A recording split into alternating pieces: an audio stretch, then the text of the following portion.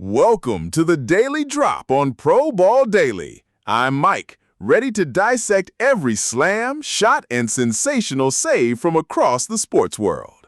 And I'm Tara, bringing the heat with my hot takes and trying to make sense of some truly wild swings and performance we saw today. Mike, we've got to start with, well, how about the monumental, jaw-dropping collapse we've witnessed in the NHL? Seriously, if you're a Boston Bruins fan, you might want to brace yourself. You're not kidding, Tara. It's not just a drop, it's a free fall from orbit. But before we get into that ice-cold disaster, let's swing over to some soccer, where one team is absolutely flying, and another is, well, doing the exact opposite. We're talking MLS, where the New England Revolution are still holding strong at the top of our power index at 74.5 points, proving their consistency this season. But the real story, the one that's got everyone talking, has to be the San Jose Earthquakes. Oh, absolutely, Mike. The Earthquakes are on a 6-game winning streak. 6. That's the hottest run in all of MLS right now. You look at the power index, and while they're not in the top 5 yet, this kind of momentum can absolutely propel a team. It makes you wonder what they've clicked on, what switch flipped. Is it a new tactical approach, or just the players finally gelling at the right time? It's got to be more than just gelling, Tara. 6 straight wins in a league as competitive as MLS? That's phenomenal. They're playing with confidence, they're finishing chances, and their defense must be dialed in. You contrast that with the misery unfolding for a few other clubs. Atlanta United FC, for example, is on a 5-game losing streak. FC Cincinnati, a 4-game losing streak. And DC United, also a 5-game losing streak. What is happening there? Are we seeing a separation of the contenders from the pretenders? I think so. Atlanta in particular, being number 4 on the power index just a little while ago and now a 5-game skid, that's a huge red flag. It's one thing to have a blip, but 5 losses in a row suggests something fundamental is wrong. Maybe a lack of depth, or injuries catching up, or just a psychological hit they can't recover from.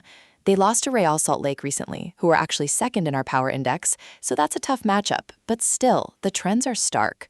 RSL actually lost 1-2 to LA in a recent match, so even the top teams are vulnerable. Yeah, RSL getting tripped up by LA is a reminder that even the best can have an off night. But when you're talking about 4 or 5-game losing streaks, that's not an off night. That's a trend. I think San Jose is building something real, and teams like Atlanta need to reevaluate quickly if they want to salvage their season. Speaking of reevaluation, Mike, let's talk about the Boston Bruins in the NHL. Seriously, I don't even know where to begin with this. Our stat of the day says they netted a staggering 91% in January 2026, crushing their season baseline by 33.8%. They were flying. Then in March, they dropped to 54%, a minus 10.4 versus baseline, and then April saw them plummet to 27%, almost minus 30% below their season baseline.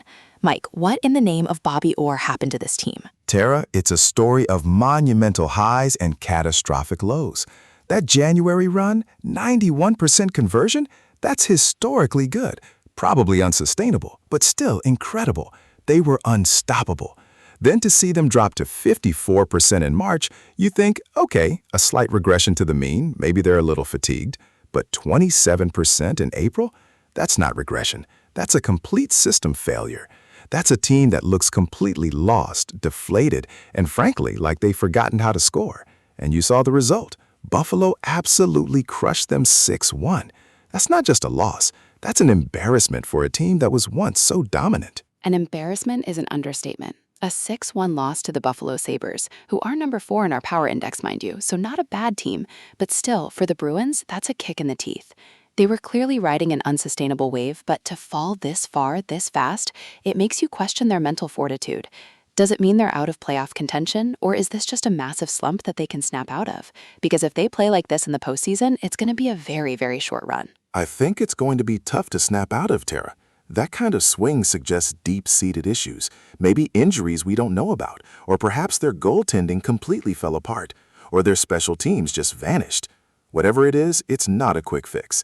Meanwhile, Carolina and Utah are battling it out for the top spot in the power index, both in the 71-point range, showing incredible consistency. Vegas isn't far behind. Those are the teams that seem to have found their rhythm and are holding on to it. Other scores today saw Colorado dominate LA 5-1, Tampa Bay edged Montreal 3-2, and Edmonton actually lost to Anaheim 4-3, which is a bit of an upset itself. But nothing, absolutely nothing compares to the Bruins' meltdown. Agreed. The Bruins are the headline there. Let's pivot to La Liga, where we see the absolute opposite end of the spectrum in terms of consistency. Barcelona is just rolling, aren't they, Mike? 8-game winning streak. Our stat of the day makes it clear they're dominating the competition. Dominating is the word. 80.9 points in our power index, easily number one. They are just in another class right now. Every time they step on the pitch, you expect them to win, and they deliver. Their attack is fluid, their defense is tight, and they're just clicking. It's beautiful football to watch, frankly. And then you have the other side of La Liga, which is looking pretty grim for some historically strong teams.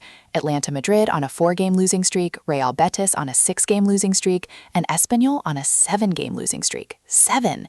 It's like the league has split into the absolute elite, and then everyone else is just trying their best. Sevilla lost to Osasuna 2-1 today, which is another little upset showing the mid-table unpredictability. It's wild, Tara. How do you go 7 games without a win? That's manager sacking territory for Espanyol, surely. It speaks to a huge disparity in talent or perhaps just sheer determination this season. Teams like Alaves and Getafe are quietly putting together strong campaigns, sitting number 2 and number 3 in the power index respectively, showing that it's not just the traditional giants who can find success. We also saw Elche beat Oviedo 2-1 and Real Sociedad draw 3-3 with Rayo, a fun high-scoring affair.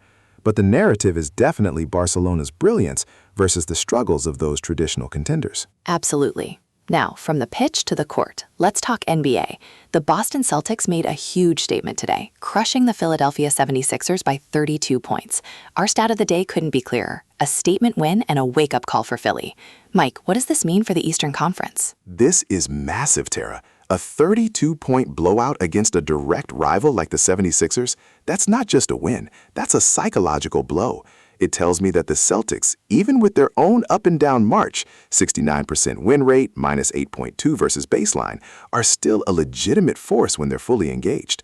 For the 76ers, this is a huge wake-up call. Are they contenders or are they pretenders? Embiid can't do it all, and if their supporting cast isn't showing up against the best teams, they're in trouble come playoff time. I agree. You can't just chalk up a 32-point loss to an off night. That points to a deeper issue, either defensively or with their offensive flow. Meanwhile, the Oklahoma City Thunder are quietly putting together an incredible season, sitting at number 1 in our power index with 77 points. They're consistently good. But on the other side of the coin, the Houston Rockets have been on an absolute tear in April, going 78% win rate, which is plus 15.6 above their season baseline. And they just beat the Lakers 115-96. The Lakers, who are number 5 in our power index. That's a huge upset and a definite sign that the Rockets are figuring things out. That Rocket surge is fascinating, Tara. For a team that's been rebuilding, to show that kind of late-season form is huge for their confidence going into next year. And for the Lakers, losing to a surging Rockets team like that, especially when they're sitting at number 5 in the power index, it raises questions about their playoff readiness. Are they just coasting or are they vulnerable? Other action saw San Antonio dominate Portland 114-93 and Toronto edged Cleveland 93-89. And the Brooklyn Nets, they went 17% in February, a brutal minus 11.1 versus baseline. So the East is a roller coaster. It certainly is. From the court to the diamond, let's talk some MLB. Our stat of the day is all about runs, and more runs. Arizona and San Diego combined for 19 runs in a wild offensive showdown today, with Arizona coming out on top 12-7. That must have been a blast to watch. A slugfest, Tara. 19 runs is a huge number. It tells me either the pitching was having a very bad day for both teams or the bats were absolutely red hot. I love those kinds of games, though. High-scoring affairs are always exciting. The Atlanta Braves are still holding strong at number 1 in our power index with 69.5 points, just ahead of the New York Yankees at 68.6. They're both proving why they're considered top contenders. Absolutely. And speaking of trends, the Baltimore Orioles are an interesting case study. They had a tough March, going 44% win rate, which was minus 7.2 versus their season baseline. But then in April, they roared back, going 64%, which is plus 12.4 versus baseline. They seem to have found their stride. We saw Boston beat them 5-3 today, but the overall trend for the O's is positive. Yeah, that's a great bounce back for Baltimore. It shows resilience. We also saw the Phillies fall to the Braves 6-2, which is another statement win for Atlanta. Washington barely scraped by the White Sox 2-1, and Detroit handled Cincinnati 8-3.